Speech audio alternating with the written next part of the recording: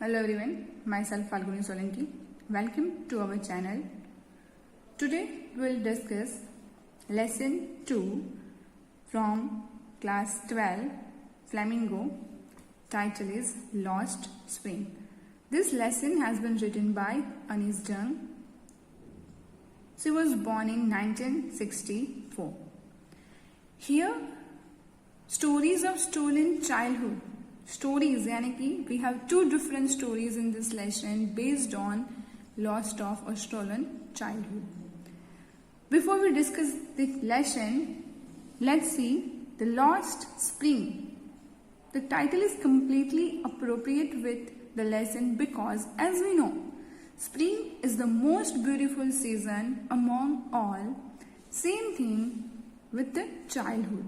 Childhood is the best and most memorable part of human's life. So, in these stories, children lost their childhood due to poverty. Let's see.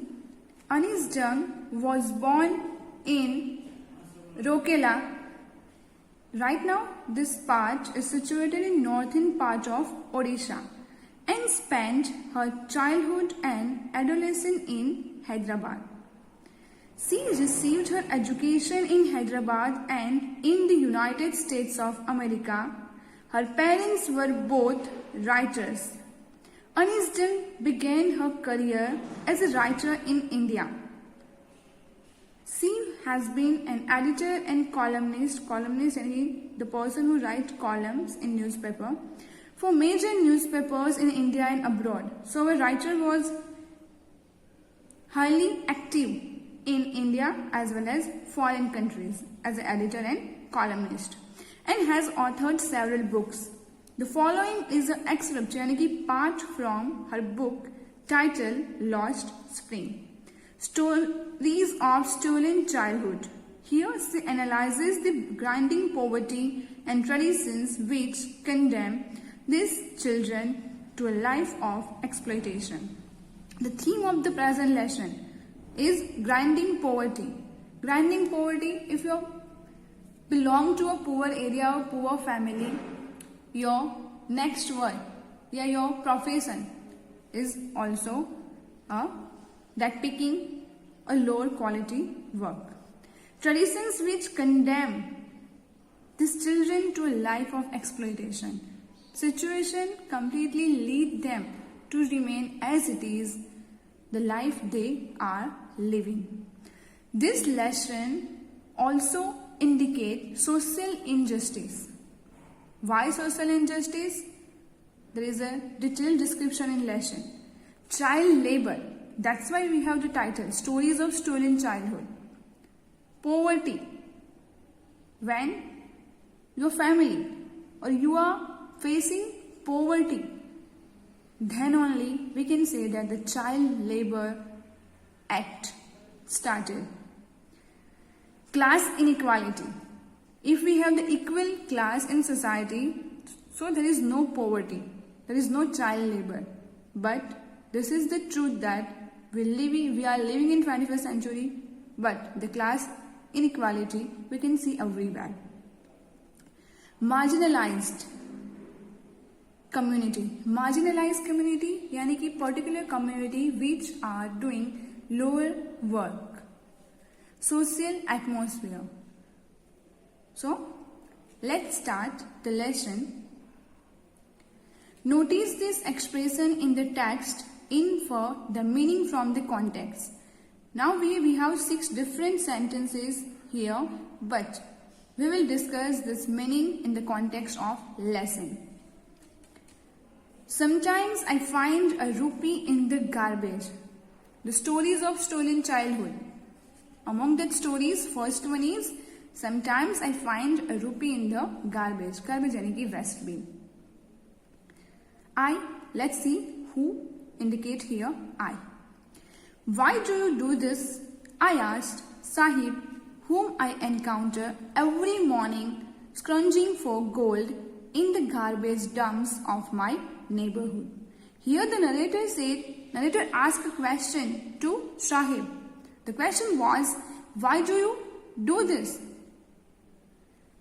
The narrator asks the question, the Sahib, whom he encountered every morning, scrounging यानी कि seek to obtain or searching for gold in garbage dumps.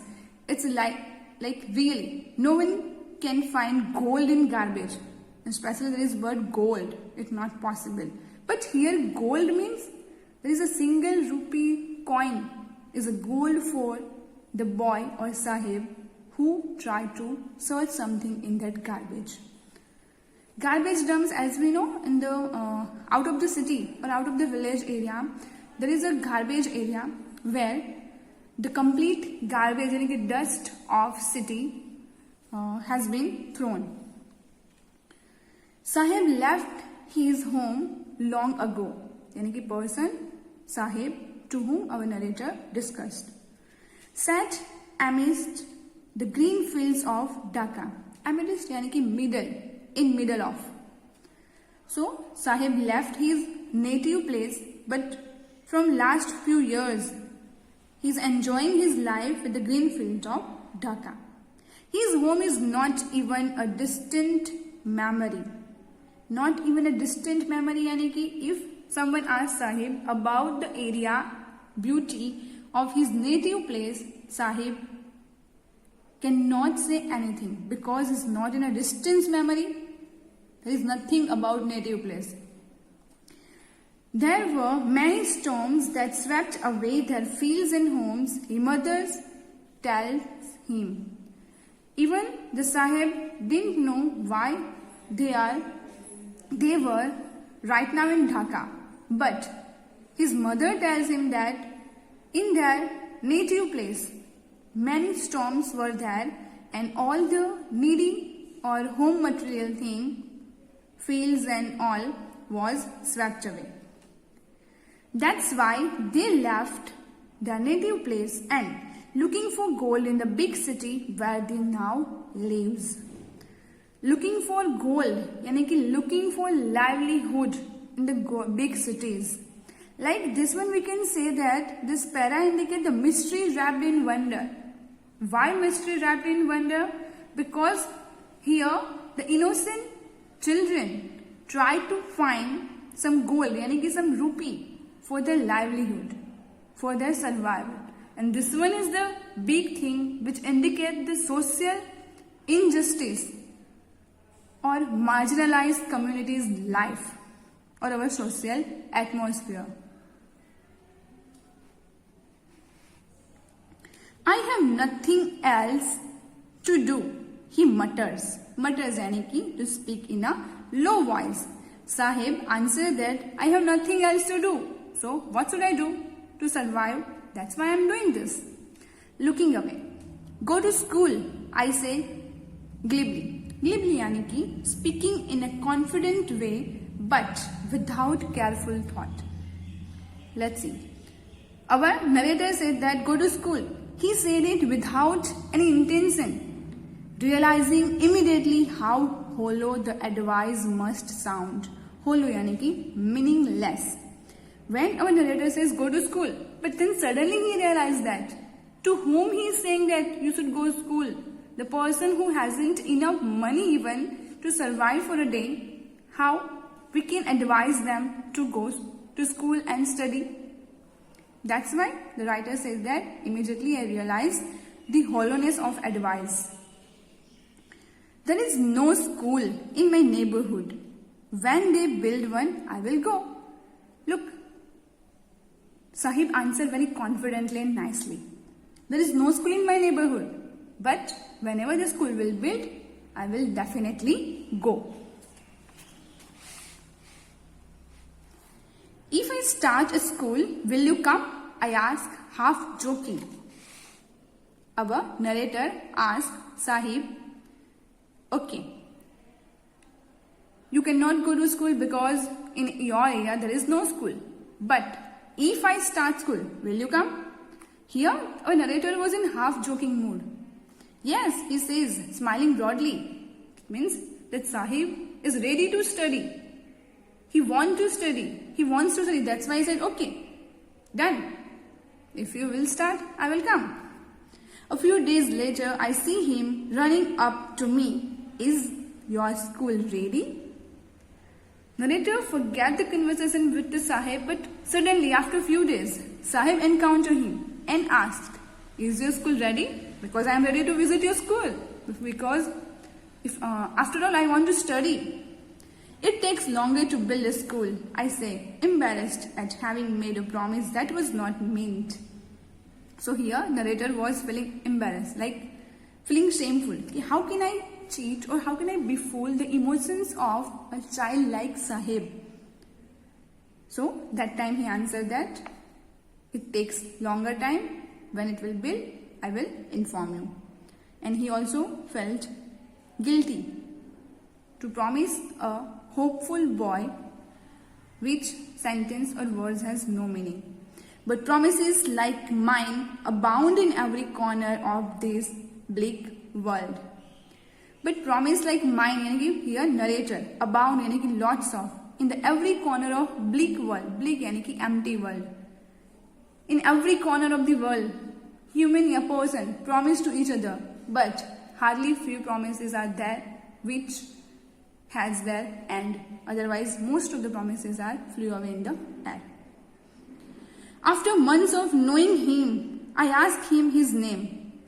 After months of knowing, यानी कि from last many months, they had conversation, but without any proper introduction. Sahib-e-Alam, he announces, यानी कि the full name of Sahib was Sahib-e-Alam. He does not know what it means. If he knew its meaning, Lord of the universe, he would have a hard time believing it. Narrator said that the meaning of Sahib-e-Alam is Lord of the universe, supreme. But narrator also said that if he knew the meaning of his name, then definitely it take time to digest the meaning of his name, because he was doing the work of rat picking, and the name of his meaning is supreme, powerful person, and it's completely contradiction. Unaware of what his name represents, he roams the streets with his friends. An army of barefoot boys appear like morning birds and disappear at noon. Over the months, I have come to recognize each of them. So Sahib-e-Alam, in short, will say Sahib, unaware of what his name represents, he roam यानी कि wander in the street of city with his friends, and the army of barefoot यानी कि without chappal, without shoes. Why? Because there are not only Sahib but many boys with him. That's why narrator said an army. And over the months, I have come to recognize each of them. यानी कि after many months, finally, a narrator know each of that army member with their name. Why aren't you wearing chappals? I asked one. One day, narrator asked, why are you moving here like without chappal? My mother did not bring them down from the shelf, he answers simply. He यानी कि the boy whom our narrator asked. So the boy replied that my mother didn't bring them down from the shelf. यानी कि my mother has put my chappal at a very safe place. Even if she did, he will throw them off, adds another who is wearing shoes that do not match. The another boy who is wearing his shoes, but it's mismatched, not a proper pair of shoes. He added a sentence that even if the boy will try, then definitely he will throw them off. When I comment on it, he shuffles his feet and says nothing. When narrator comment on the statement, whatever he said that time, he यानी कि that boy who added this sentence, he shuffle यानी कि dragging walk like dragging his feet and says nothing. I want shoes, says a third boy who has never owned a pair of his life. So third boy at that, I want shoes. The boy who has never owned, यानी कि never bought a pair of shoes for him during his whole life. Whole life यानी कि right now around maybe he is around 13 or 15 years old. So in last 13 or 15 years he has never used shoes. Traveling across the country, I have seen children without walking barefoot in cities on village roads. It is not lack of money, but a tradition to stay barefoot is an explanation. Narrator says that, as we in introduction of the narrator, we see that our narrator completely engaged in India and as well as foreign countries as a writer. So, due to her work, she visited many parts of India, and throughout that experience, she said that not only Sahib and his gang, but also many children walking barefoot in village and cities. This one is just not because of the lack of money, but the reason is the tradition of stay barefoot is an explanation.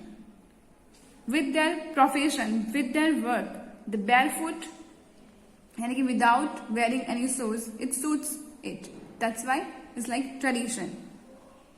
I wonder if this is only an excuse to explain away a perpetual state of poverty. Right. Whenever someone see him or them without chappal, so we have one particular image or one thoughts in our mind. Okay, this type of person यानी कि they belongs to this category. So here the excuse to explain away perpetual यानी कि state of poverty, or in deep meaning we can say the never ending condition of being poor. I remember a story a man from Udupi once told me. As a young boy, he would go to school past an old temple where his father was a priest. Now narrator remember another story from the another area of India, and there is also a story of a boy who said his desire with our narrator, and he said that he would go to school past an old temple where his father was a priest, and he belonged to a good family. He would stop briefly at the temple and pray for a pair of shoes. When on the way of his school, he stopped at a place, he prayed to God for what? A pair of shoes. He wants a pair of shoes. 30 years later, I visited his town and temple, which was now drowned in the air of desolation. Narrator says after 30 years, यानी कि this things happen, and after 30 years, narrator visited the town and place of that boy whom wished the pair of shoes. But right now the city was drowned in the air and of desolation. So desolation यानी कि we can say that disemployment, यानी कि the current condition of city was very worse. In the backyard where lived the new priest, there were red and white plastic chairs. So when after 30 years, our narrator visited the same city and the same area, that time he found that at the same place there is a new priest, and there were red and white plastic chairs in the house of the priest. A young boy dressed in a grey uniform, wearing socks and shoes, arrived panting and threw his school bag on a folding bed. So a young boy, child of the new priest, here there is a description of it. He dressed a grey uniform, wearing socks and shoes, arrived panting. Panting यानी कि taking short and quick breaths, and threw his school bag on a folding bed. Look, here there are completely two contradicting things are here. First one is this: the priest 30 years before, but he hasn't any proper income to fulfill the basic needs of his child. But after 30 years, there is a priest whose son has all the facilities which this boy lacked. And when you have all the things without proper work or without proper hard work, you never realize the importance of it. And same thing here. Looking at the boy, I remembered the prayer another boy had made to the goddess when he had finally got a pair of shoes. Let me never lose the son of the priest now wore shoes, but many others like the rag pickers in my neighborhood remain shoeless. So, after 30 years, narrator said that boy's wish fulfilled. But goddess does not fulfill all the children wishes for shoes, and one of them was our rag pickers यानी कि person who pick garbage. Okay, so we'll continue our next session in next part. Thank you.